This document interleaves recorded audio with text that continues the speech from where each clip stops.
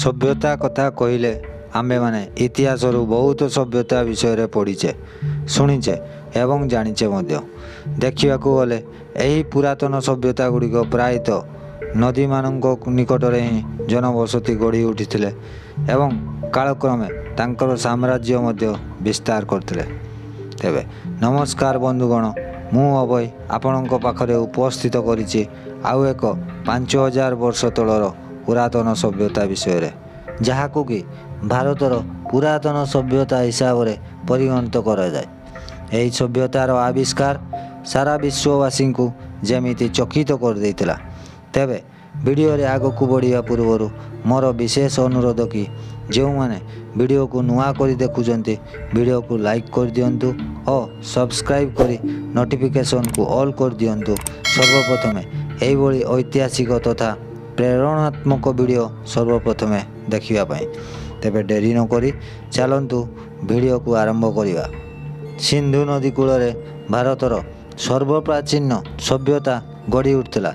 1921 ख्रीष्टाब्द भूखनन द्वारा आविष्कृत होता यही महान सभ्यतार भग्नावशेष एवं यही सभ्यतार आविष्कृत होगा फल प्राचीन भारत इतिहास एक नूतन दिगंत उन्मोचन हो पारिथिला। वैदिक सभ्यता ठारू यह बहु पुरातन एवं उन्नत सभ्यता थिला बोली ऐतिहासिक माने मत देइथांती। नगर परिकल्पना, निष्कासन व्यवस्था, स्थापत्य, वाणिज्य व्यवसाय एवं धर्म आदि यह प्राचीन मिसर एवं मेसोपोटामिया सभ्यतार समकक्ष कराई दे पारथिला। भारत में इंग्रेज शासन प्रचलित थिबा समय 1921 ख्रीष्टाब्द भारत सरकार पुरातत्व संस्थार अनुकूल भूखनन करा जाई प्रथम पश्चिम पंजाब रावी नदीर बाम पार्श्व अवस्थित मोंटेगोमारी जिलार हरप्पा एवं परे सिंधु प्रदेशर लारकान्ना जिलार सिंधु नदीर दक्षिण पार्श्व अवस्थित मोहेंजोदारो यही सभ्यता को आविष्कृत कराइला। 1826 ख्रीष्टाब्द सार चार्ल्स मिशन नामक जड़े इंग्रेज भारतर उत्तर पश्चिम पंजाब प्रांत खनन प्रक्रिया आरंभ करते जहाँकि आज पाकिस्तान सीमार पंजाब अटे।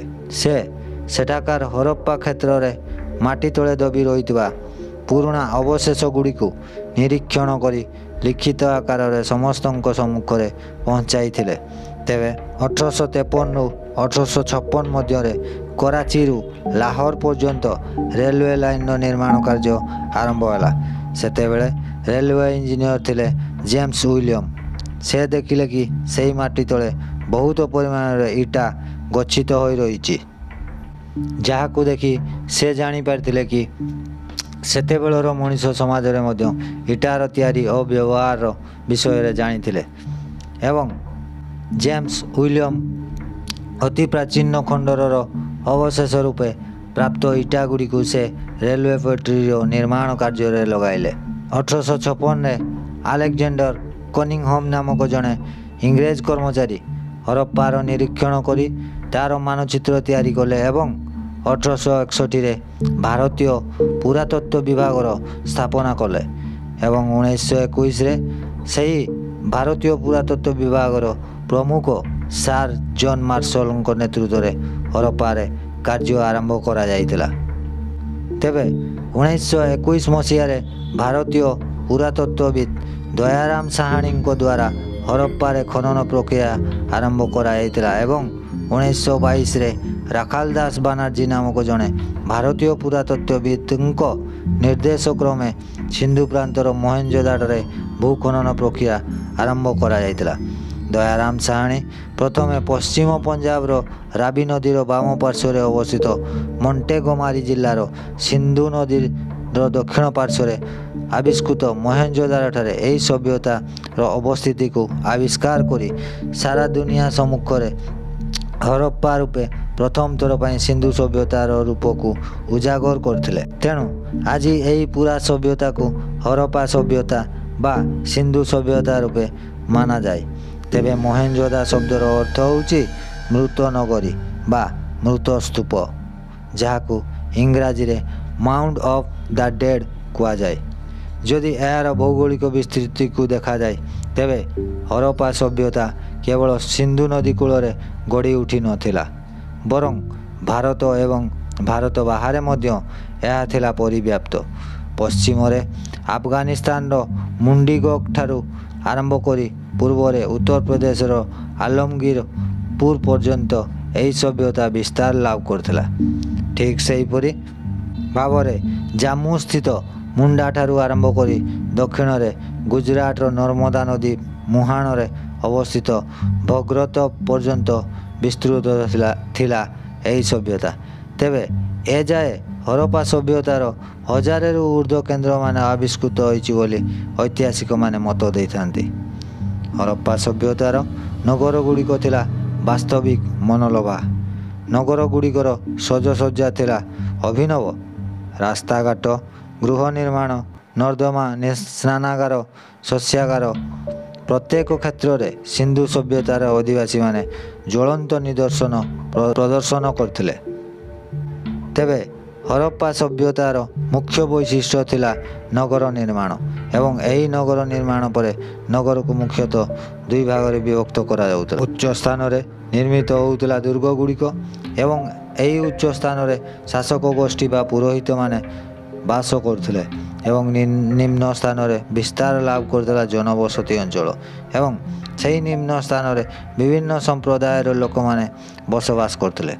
ନଗରର ଚତୁଃପାର୍ଶ୍ୱରେ ପ୍ରାଚେରୀ ରହିଥିଲା ଏବଂ ଏହି ପ୍ରାଚେରୀଟି ପୋଡ଼ା ଇଟାରେ ନିର୍ମାଣ କରାଯାଇଥିଲା ବୋଲି ଐତିହାସିକମାନେ ମତ ଦେଇଥାନ୍ତି।